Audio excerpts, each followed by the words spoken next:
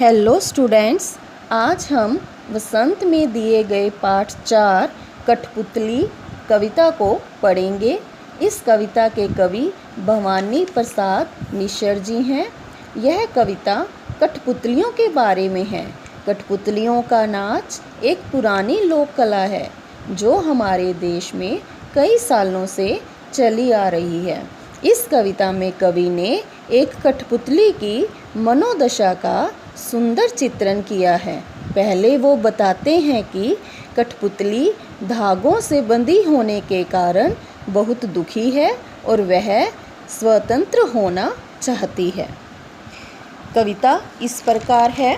कठपुतली गुस्से से उबली, बोली, ये धागे क्यों हैं मेरे पीछे आगे?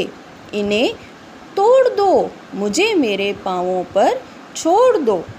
गुस्से से उबली कठपुतली, गुस्से से उबली का अर्थ है गुस्से से बोलना। कठपुतली गुस्से से बोलती है कि जो ये धागे हैं जिनसे मुझे चलाया जा रहा है, ये मेरे आगे पीछे क्यों हैं? इन्हें तोड़ दो और मुझे मेरे पाँवों पर स्वतंत्र होकर चलने दो। मेरे पास पैर हैं, इसलिए मुझे इन धागों की कोई ज़रूरत नहीं है, अर्थात मुझे आज़ाद कर दो। सुनकर बोली और कठपुतलियाँ कि हाँ, बहुत दिन हुए हमें अपने मन के छंद छुए। इसमें कवि कह रहे हैं कि पहली कठपुतली को देखकर बाकी कठपुतलियाँ भी विद्रोह करने लगी और कहने लगी, हाँ, बात तो ठीक है कि बहुत दिन हो गए, हमने अपने मन की मर्जी तो की ही नहीं। हमेशा ही हम धागों से बंधे रहते हैं और जो हमें चलाता है उसी के हिसाब से हम चलते हैं। अपने मन से तो हम कोई काम कर ही नहीं पाते। इसलिए यहाँ पर कवि ने अन्य कठपुतलियों के भी स्वतंत्र होने की इच्छा को व्यक्त किया है। और ये इच्छा उनके मन में कब जागती है? जब वे पहली कठपुतली की बातों को सुनती हैं। आगे कवि कहते हैं, मगर पहली कठपुतली सोचने लगी, ये कैसी इच्छा मेरे मन में जगी।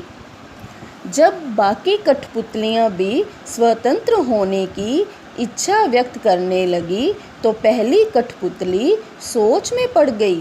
वह यह सोचने लगी कि ये आज़ाद होने की कैसी इच्छा मेरे मन में जाग गई, क्योंकि उसके ऊपर अन्य कठपुतलियों की भी जिम्मेदारी आ गई और जिम्मेदारी का भाव आते ही वह फिर सोचने लगी कि स्वतंत्र होने का यह विचार ठीक है या नहीं, क्योंकि वह खुद तो स्वतंत्र होना चाहती है पर दूसरी कठपुतलियों की जिम्मेदारी नहीं उठाना चाहती। इसलिए वह सोच में पड़ गई कि ये कैसी इच्छा उसके मन में जगी या उसके मन में जागी। तो बच्चों, अब आपको इस कविता से संबंधित दिए गए शब्द अर्थ और प्रश्न उत्तर याद करने हैं और लिखने भी हैं। धन्यवाद।